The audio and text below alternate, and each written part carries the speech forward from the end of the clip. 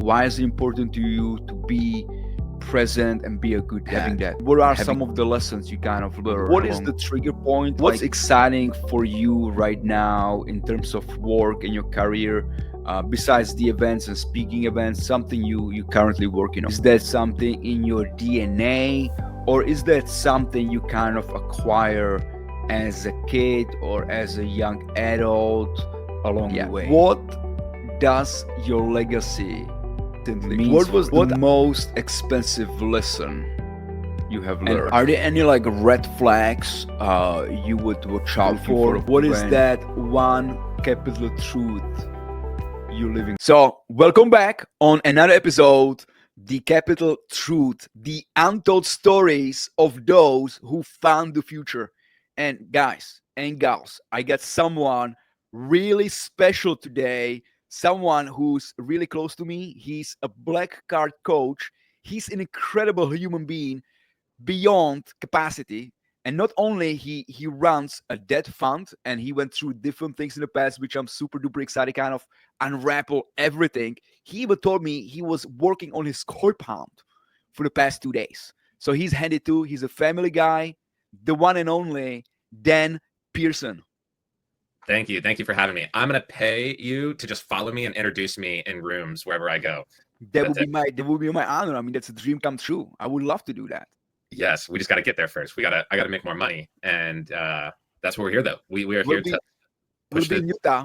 We'll be in Utah, right, in like a couple weeks. So I can certainly introduce you over there, and I'll be there. You'll be there. That's easy. I love it. Yeah. We're all going out to Utah in a couple weeks for Dan Wood's 2, a black card workshop, Cars and Coin. It's going to be a huge, awesome couple of days. I'm super excited about that. So Dan, thank you so much for taking the time. I know you're super busy, with your businesses and family and stuff like that. So you making the time for me, for us to be here, really, it means the world to me. So thank you for doing this. Okay, yeah. I really appreciate it. Of course. So let's get into it. So first question I got: how do you introduce yourself beyond just your business card? So one, I don't have a business card. I actually don't like business cards, but that's a whole nother story for a whole nother day. I don't like having business cards, but I always just start with, I'm an entrepreneur, or I'll just like if people want to go a little bit deeper, I'll just say, hey, I've been a full-time entrepreneur my entire adult life. And usually that gets it. But I try not to introduce myself as anything. I'll just keep it very, very low level. But what I've done recently is just, hey, I'm a fund manager, I'm a fund consultant, and I'm a family guy. And that's really as simple as it gets in most cases. Now, when you say to most people, right, when you say a fund manager, like, are you working on a Wall Street? Did you go to Oxford or Harvard, for studies? Like, what it actually means in reality? Yeah. So, and this is kind of the reason I don't talk about it, is because I don't want people to have like these misconceptions about me. Like, some people think I'm just like hanging out with Warren Buffett and I'm this super rich guy, which is not even close. And then other people think I'm just lying, or they think I'm just like a manager at a regional bank. Like the word fund manager is so confusing to a lot of people. But the answer is no. So I actually started in fitness, and so I did some private equity stuff, but then I realized that there is this vehicle of which we can grow and scale our companies, and that is inside of what's called a investment fund, which is a very common structure that a lot of companies use and people like Warren Buffett use to grow their company. And we kind of figured out how to accomplish and achieve that success without all of those things that you just described, like no Ivy League, no Wall Street. Anybody can get started. It's a lot harder to get started without all those things, but it's possible, and we can definitely get there and achieve the same level of success. And that's what we love to do. So it sounds like just another investment vehicle, but why is that most people don't know about it? It's not really, talk about it. Like, you hear people talk about LLCs and venture capital and joint venture and syndications and all that stuff, but no one really talks about funds and private funds in specific. Yeah. A lot of it is just, they don't realize that you can do it. I think there's like this notion that to be a fund manager, to start an investment fund, it requires so much more than what it does with the Wall Street experience, the Ivy League degree, and all of those things. So people just kind of slide it under the rug and then forget about it because they just chase all of the things where you can go to LegalZoom.com and set up an LLC in 10 minutes. There still is the process where you can set up an investment fund. It takes a couple of months and it takes a lot of work, but people just naturally forget about it because they're intimidated by it. And so that's why people just kind of don't really talk about it like they should.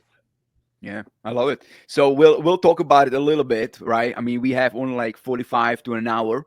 There's a lot, we can probably spend 2 days over here just talking about funds. But Yes. what is something about you, what people don't know at the first glance? So what people don't realize at first glance is I love being a family man who's also an entrepreneur. So like there's that aspect to me. And then on the backside, like I'm a huge geek. Like I'm a nerd. I like classical music. I was actually a male cheerleader in college. Like I have all these weird things about me.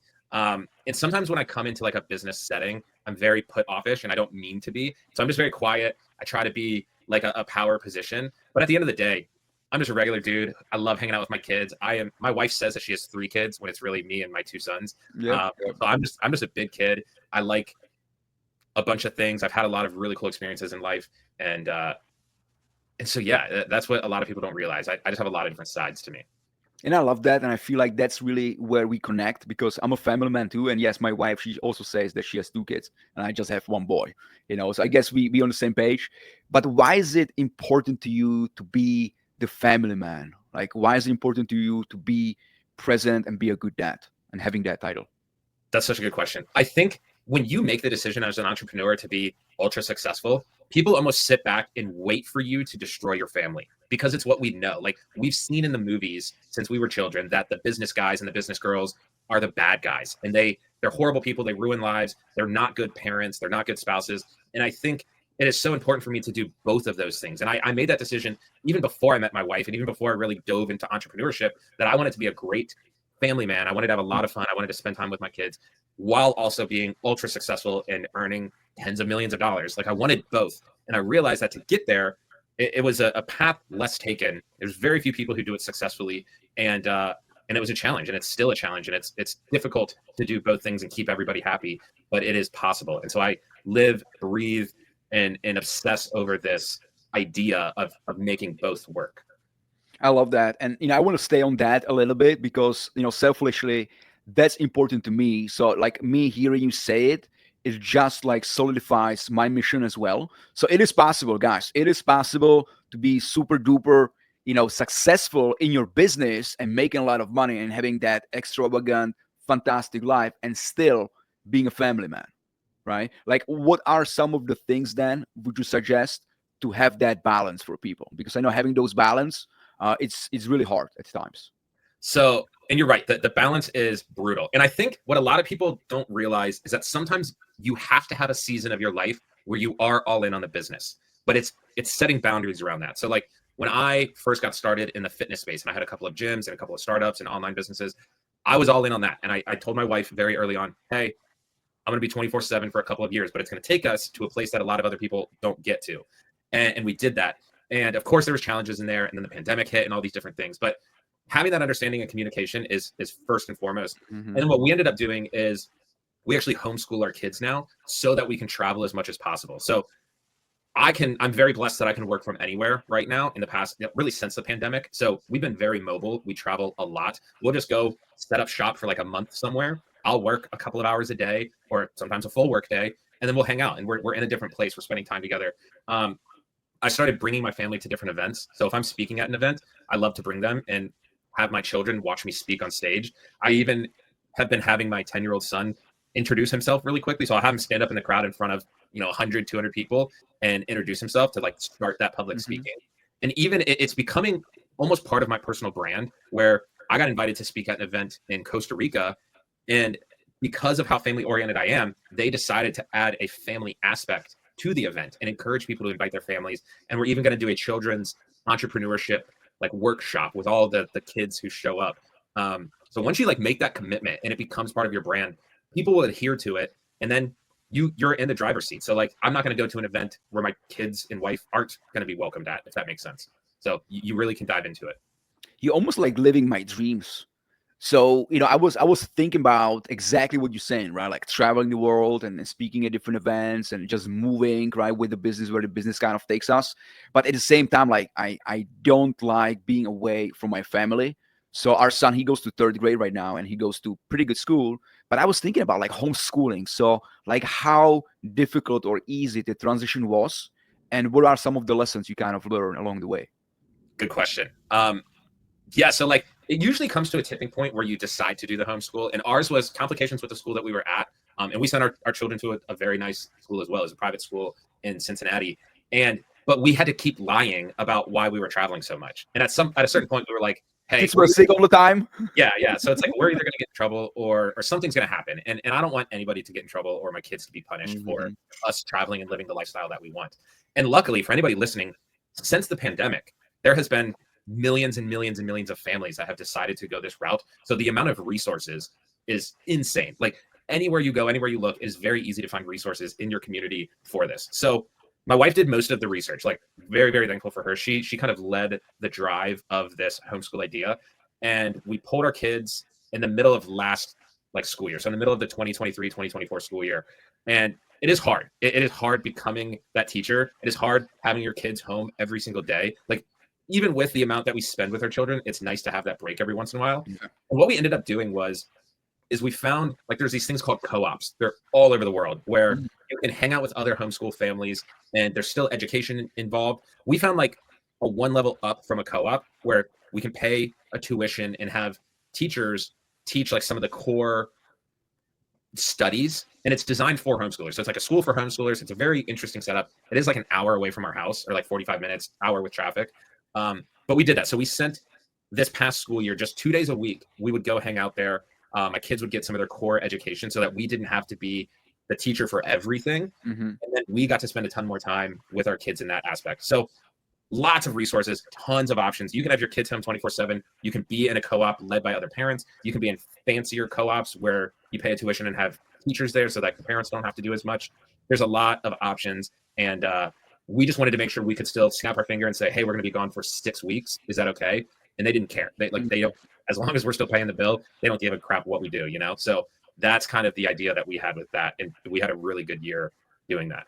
So let's go. So it's almost like a hybrid between, a regular school and homeschooling. And so we can still do as much or as little as we want. And it just provides so much freedom for our lifestyle. Now, let me ask you this. I know you said you're a little introverted. And, when you are at events, and there's a lot of people, and I feel the same way, right? It feels a little bit intimidating sometimes and out of place. But every time I hear you speak off of stage or on stage, like you are fantastic. I would never guess that you are introvert. So like, what is the trigger point? Like, what are you thinking about? Like, how do you make that switch? Because I know there's a lot of people on this call which are introverted as well, and they're really struggling with just talking to people openly. Yeah. I didn't realize how lucky I was that being in the fitness industry helped me so much. So I'm naturally introverted, even though I did like I was a male cheerleader in college. It's the most random thing. That is the most extroverted thing imaginable, but it still is very draining. And then if you're able to put yourself in a position where you're forced to have small talk all the time, and now a lot of people are, but they don't realize it. But if you start practicing that, so for me, it was owning a couple of gyms in the Cincinnati, Ohio area. I got really good at small talk. I got really good at connecting with people, kind of being that point of conversation throughout their day. But what that led to was me getting better at small group talking at these events. So it all boils down to just trying to be as interesting as possible, which is really hard to pinpoint, but everybody has 50 stories that they can tell, and they always typically use the same stories, especially at events. There's a couple success ones, a couple failure stories, a couple funny ones, a couple random ones.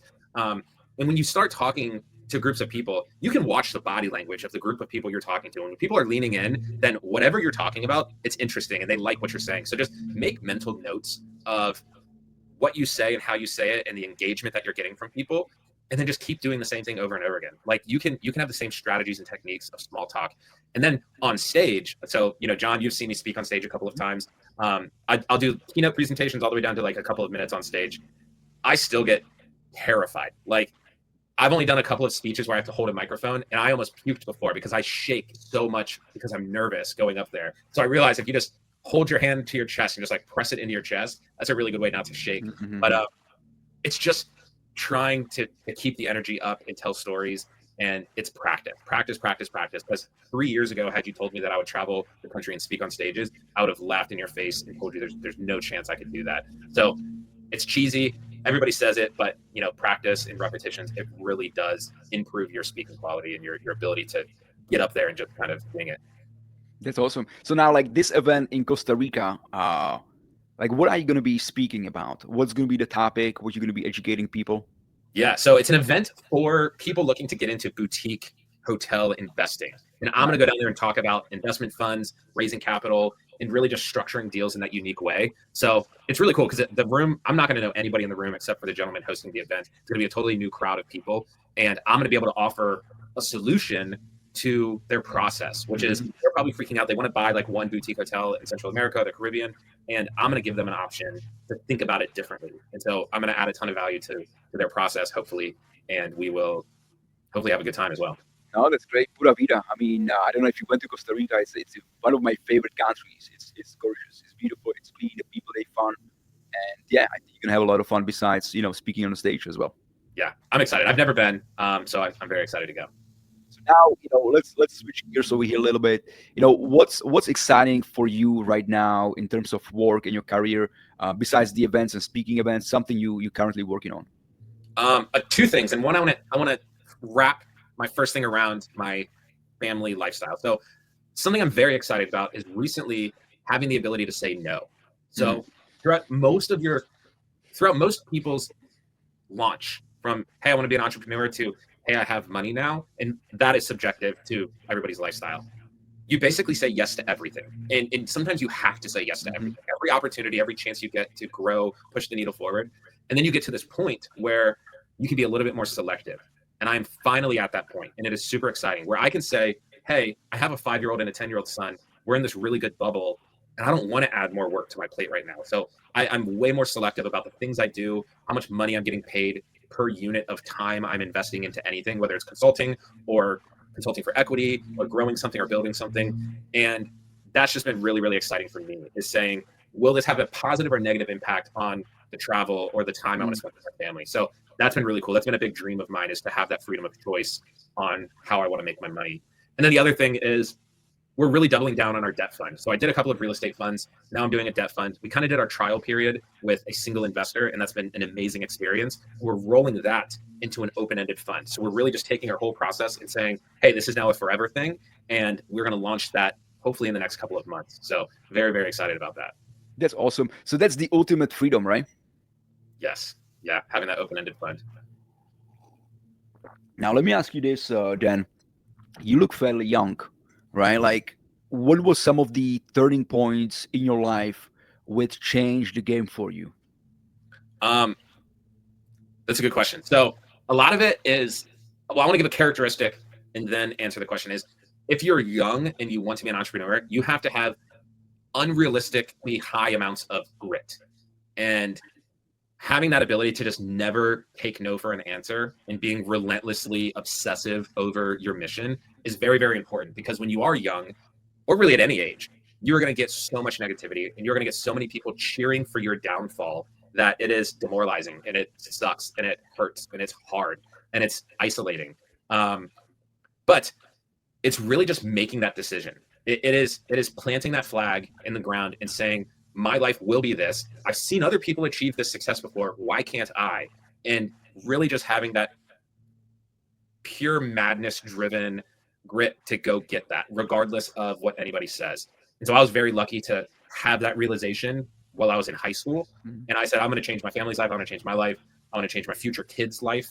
And I'm going to push the needle forward starting now. And, from the time I got into college, I was starting little businesses and trying to just really elevate myself in every way possible. And it, I failed a bunch of times and some things worked, and it's really led me to where I'm at today. I love it because, haters are fans in denial. Yes. Right. And I think it sounds like you got your priorities straight.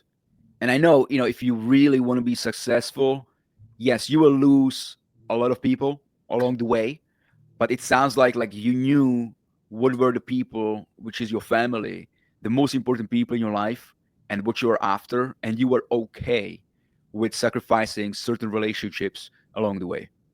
Yes. Yeah, and you have to. There's the health, wealth, and relationship triangle that everybody tries to fulfill.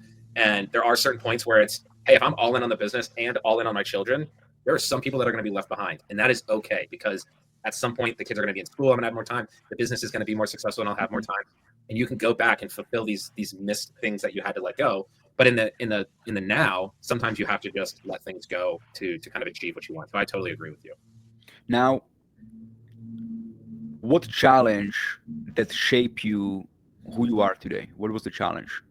Oh man, a lot of it goes back to like my origin story. So a lot of it goes back to buying these fitness centers in Cincinnati. So I was a kid. I mean, I was 19, 20 years old when I bought my first one. I had a couple more by the time I was 23, 24 years old. But really just, again, it's like when you have nothing to lose, you can be unrealistically optimistic about some things. You can go all in and you can make crazy decisions, and you can fight a lot harder for things, and you can take risks and chances. And so I could talk for hours about that journey, but really it was just, I was 99.999% at the line of bankruptcy or failure 20 different times, to the point where my parents, my family, my mentors, my friends, they're like, Dan, just walk away. Like, what are you doing? Walk away. It's not going to work. And for a decade, I miraculously figured it out. Of course, with the support of the people trying to give me advice were trying to help me, because I was killing myself trying to, go on this journey.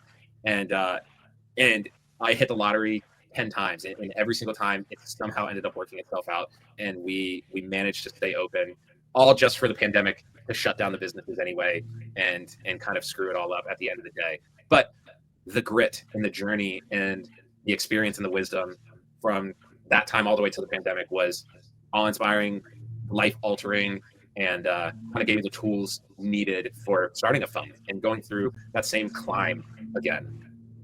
Now, I think you have to be killed in order to be reborn, right?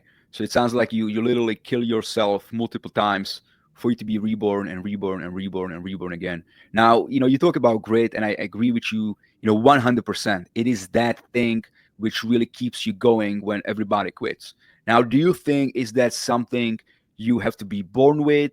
Is that something in your DNA? Or is that something you kind of acquire as a kid or as a young adult along the way?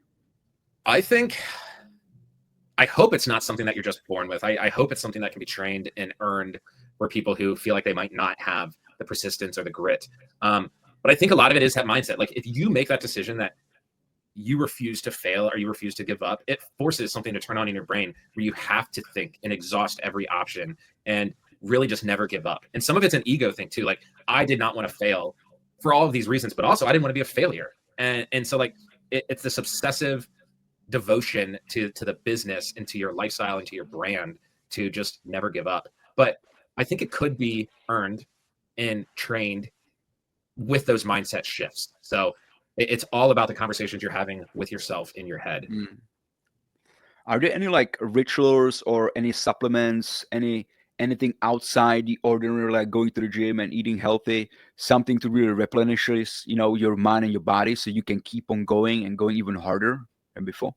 There is, and everybody's a little bit different. And there's so many stuff. Like, my wife is a holistic family practitioner. So you open up my cabinets and there's just like natural medicine from floor to ceiling. And there's stuff, I don't even know what any of it is. She just like hands me a bunch of things and is like, take this. And so she could be poisoning me or she could be fueling my success. I have no idea. Hopefully she's not poisoning me. But there are. So everybody reacts differently to every supplement. Do what makes you feel better. You don't have to get up at 4:00 in the morning and make your bed to have a good day. I'm a believer in that. Just like, do whatever you do that makes you most productive. I'm unfortunately addicted to energy drinks. My wife hates it. I think it's going to kill me one day, but that's what gets me going. I have an energy drink and I can just knock out so much work. I'm looking for alternatives. She has alternatives. They're just like green tea. Green tea is good. Or yeah. Some turmeric with the water. That's what I'm drinking right now. Yeah, there you go. A little boost too.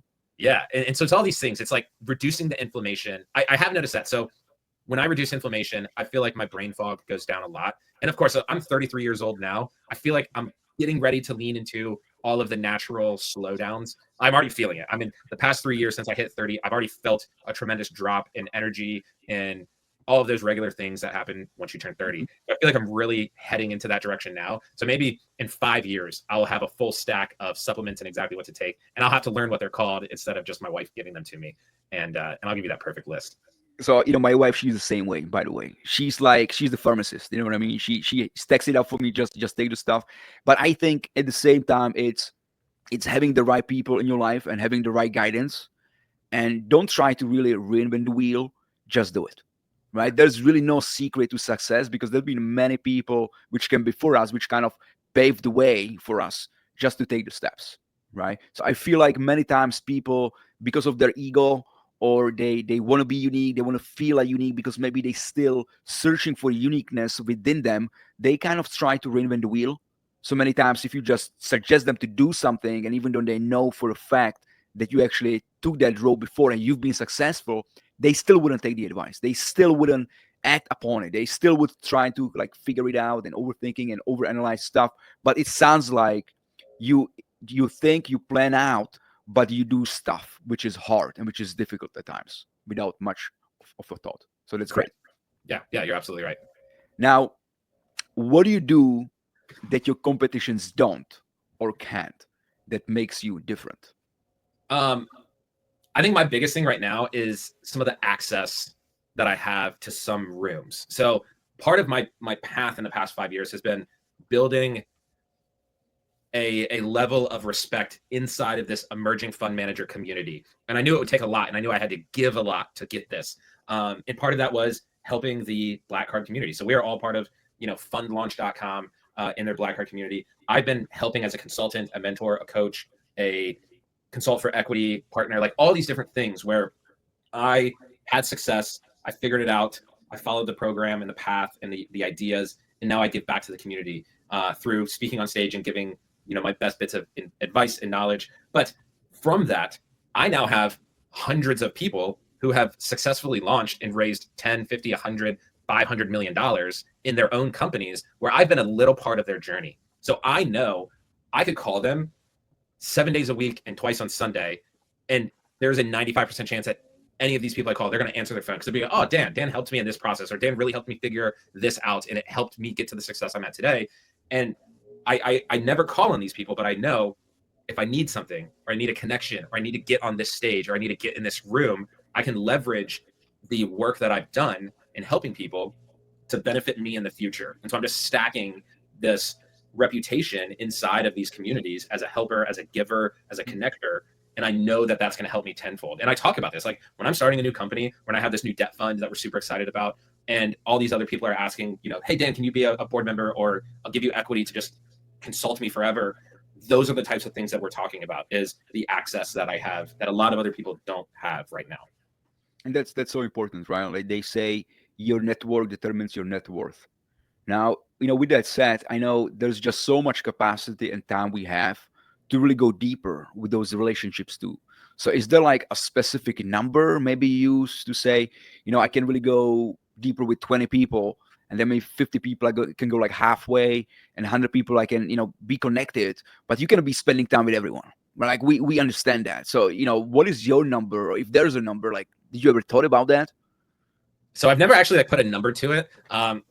And it's hard with the work that I do inside of the Black Card community, because there's so many people, and I try to get it personal with everybody. Like I am aggressively trying to make personal connections with all these people. One, because I want to see them succeed, and two, because I'm stacking the reputation of being a guider and a helper and all those things.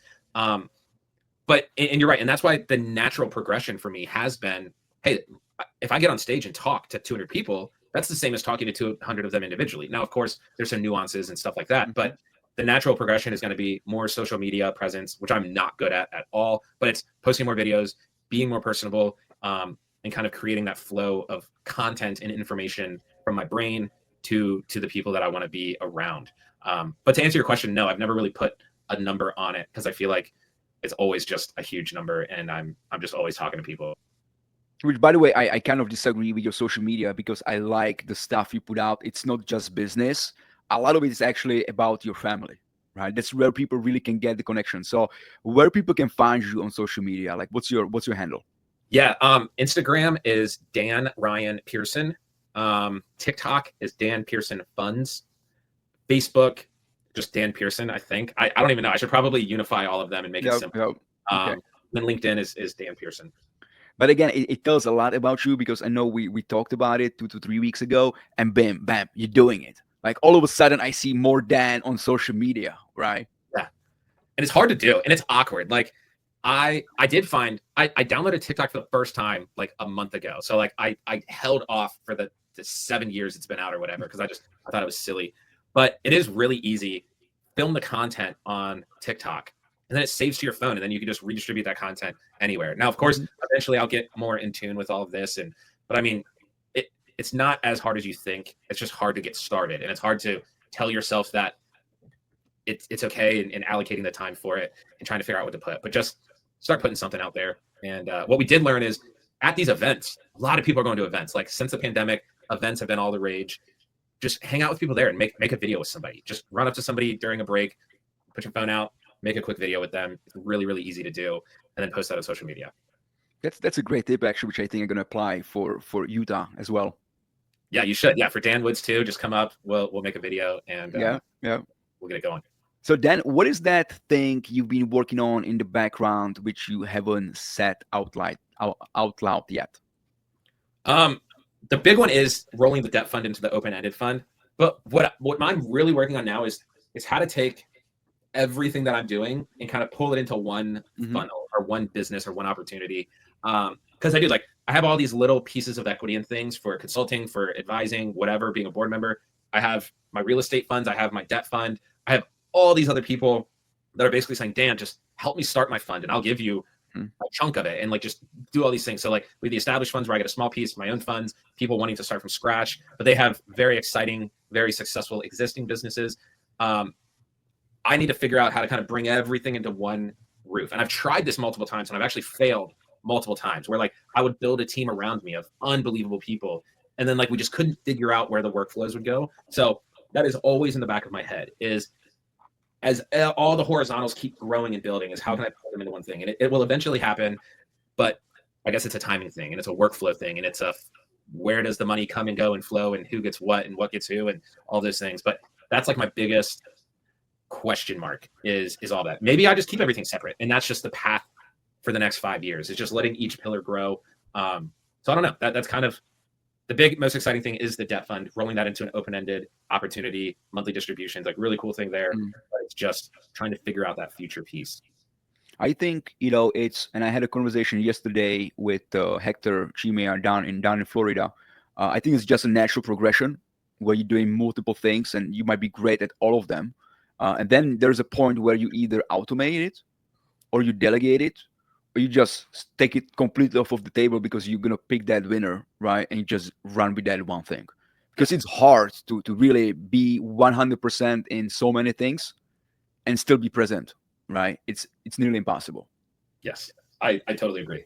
And it's funny when you say automate because I'm the grandpa who didn't want the internet to happen in the 90s with technology today. So like I am an idiot. It took me like 10 minutes to download Google Chrome just to do this podcast. Because I don't know. So I need an automation guy. So that's step one. Yeah. Or delegation, right? Like, for me, it was, I always been shooting videos and I'm great at starting things, but then finishing things, I'm horrible at it, right? Because I run like a maniac in so many directions. So I hire a VA. She's up in Pakistan, right? Rabel, she's wonderful. And all what she does the editing. She comes up with the topics. She comes up with the scripts, right? She does pretty much everything on the back end. And all what I have to do, just show up on the camera, shoot a video, send it to her, and I'm off. And she does the rest. So I think you got to find somebody like that. And that's the hard part. It's to find the right person because, we're great at what we do. And our expectation, it's like, it's up here. Yeah. Right. But when you look long enough and, DJ, I think he was on your thing the other day, right? He said it took him 50 interviews to find that one person. I mean, 50, that's a lot. It didn't be 50 to fire a bail and, other stuff, but 50, I think it's a realistic number, and it really takes so much effort. It does. So what does your legacy means for you? Legacy is everything. I have really amazing parents. They gave me everything except for money, which has been the biggest blessing of life. They helped me. They both retired from their full-time careers to help me grow the fitness businesses. Again, they gave me time, energy, presence, love, being there, which was so amazing. And so it's really cool. Throughout my whole life, people told me, probably 100 times throughout my life, people would pull me aside and be like, Dan, you have amazing parents. Like, you might not see it now, but you have great parents. And I thought that was a normal thing. But apparently, through now me living longer and talking to other people, like, nobody really gets pulled aside as a kid and told like, hey, you have amazing parents. You should really like appreciate that. So that's what I want. I want to just try to be the best parent I can for my kids. I think the best legacy is going to be.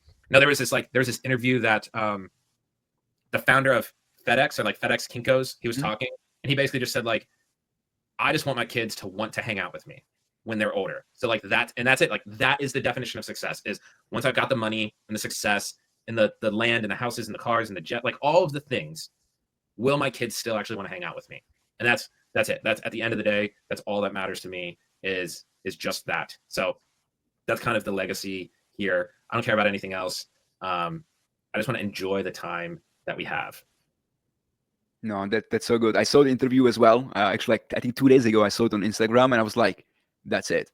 That is so true. And in said reality, most kids, they don't want to hang out with their parents when they get older, right? And I think there's something we have to take ownership of that. It's not just we're not fun anymore, or they're different stages in their life. I feel like if you have that ultimate connection with your kids, right? Like the ultimate, you are the parent, you are the friend, you are the mentor, you are the teacher. Like when you're filling all those seats for them, and they're really looking up to you for what you have done in your life, like why they wouldn't hang out with you? Exactly. Right. Yeah. One book you think everyone should read? So I've got a crazy answer to this, and I actually hate reading books. Okay. And I, in turn, love a good movie. And actually, like, there's a couple of movies that I watched that, like, even like as a younger adult, like the movie drove me to the desires that I had to be successful. And some of them are super just regular business-y movies, but like they're so inspirational to me. So even like The Social Network, the movie about Mark Zuckerberg, it's a very Hollywood movie, but I watched that in college and it changed my life. That famous scene where Sean Parker, played by Justin Timberlake, was like, hey, what's cooler than $1 million? $1 billion. And like stuff like that. When I watched that in a movie, it totally changed my outlook on life. I still watch that movie like 2 times a year. I love that movie. Another great movie is The Founder. It's about McDonald's. I think it's on Netflix right now. Yep. But it's about that whole process. There's good guys, there's bad guys, there's people with a vision, that whole thing. And that movie is so amazing to me. I love it. I get inspired every single time I watch it. Even The Big Short, talking about the 2008 crisis. I love watching that movie, just seeing how they thought and how they think differently and how they do business. There's so many great business movies where if you hate reading books or you don't like consuming content from reading, cool. Go on YouTube, find some, Gary Vee puts out great stuff. And some people think it's cheesy, and there's a ton of cheesy videos out there, but like I get inspired. I make the biggest changes in my life when I consume content from a video. So I went all in, and I just watched all the movies. I watched all the YouTube channels and stuff like that. So that's my answer to that. Is I don't have a book recommendation because I don't like reading books, but there's some great alternatives. I love that answer, actually. And you very rarely get an answer. I think this is probably the first time when I ask the question about the book, when somebody give me an answer like that, but it makes complete sense. Yeah. So I love it. What are your beliefs that you recently changed? So I'm going to go sideways for a second. My family and I actually recently started attending church, and that has totally changed everything for us. So I know you're probably looking for a business answer or something. No, I love that answer. I mean, yeah. I've really struggled with religion and that whole thing. There's a lot of bad people in business who mask their badness with religion. And so I kept having interaction with really shitty people who have this persona of being religious. And so I was just like, screw it. Like, I never want to be this. I never want to go that journey. But we started going to church like a year and a couple months. And it has fundamentally changed us. It's been amazing. It's been a really cool journey. And my kids love it. My wife and I are loving it. We're super involved now. So, it took a long time to get there. I still don't even know all the answers. I don't know what I believe, but I know when I go there, it's great. We feel better. Everything else is better. So that's the path we're on. And that's a change of belief that I've had recently. In what ways you feel like you finding God or a bigger thing besides us, human beings on planet Earth? Like what ways it kind of helped you? I think one, it like really helped level my sensibility of like how I can be as a father and a husband. And then two, I feel like it's answered some questions, like all the crap, good things, bad things, like just kind of following some unexplainable things in my life kind of points to the same thing every time. And again, like I don't know like where it's all going to intertwine and stuff, but like it has really just helped break me down to my core and my foundation and like start to rebuild as just a better person. And knowing that, and again, we talked about it with like fatherhood and being a man in a family where business tends to break that down, and being successful breaks apart families and breaks apart parenthood and all these things. The same goes with like ethical things. And I think there are great, ultra successful people who have similar beliefs. And typically those people are good people to do business with, you know? So I've like redirected my path to, I only want to do business with good people who have families and have the same values and all these things. And it's all kind of founded, and the foundation is set on similar principles that you can find in church. And so that's really how it's helped. I love it. That's such a good answer. Yeah, thank you. So, what was the most expensive lesson you have learned and earned? Yes, I could go on and on and on. Be careful who you partner with. Be careful who you trust. As far as like a dollar amount, I mean, we could be pointing to the millions on just like lost opportunity because of a failed pinpoint of relationship or deal, actual cash lost. It's just, I naturally trust people at face value, and then we kind of build a relationship from there. But in business, you just can't do that. Like you just have to dig. You have to ask questions. You have to be a prick sometimes and like really figure things out. Protect your baby. Your baby is your business. So I actually give this advice to a lot of people in Black Card, but it's like, go as long as possible without business partners. Wait until you're really busting at the seams to pull people in, because you then have a better understanding of what you have and what you're building. And I see a lot of times where people give up too much too soon. And then there's too many things going on, too many opinions, too many egos, where things go bad very quickly, especially when money starts rolling in. So I guess like without putting a specific dollar amount, I could just say, be careful of who you trust. Be careful of who you do business with. Try to avoid doing business with friends and family. It's not really a mistake that I've made, but it's always super awkward when you start down a path of doing a project with family and friends and it doesn't go well, and then you still have to be family and friends with them. Because that's what's more important, is we're still going to be at Christmas together for the next 50 years. Let's not ruin our relationship over a failed idea. So yeah, that'll be my answer to that. Are there any like red flags you would watch out for when you're looking for a partner? How they act. So like, again, like the theme of this has just been how they act. I love going to an event with somebody that you want to do business with, see how they're acting in public, see how they act around other people, see how they act when everybody goes out to the bar at the lobby of the hotel. You can get a lot of great insight on how a person treats other people, or how they act in public, or how the things they tell you when they, have a couple drinks in. Obviously, if they are out doing stupid things, they're not good business partners. If they can cheat on their wife, they can cheat on you business wise. So lots of red flags with that.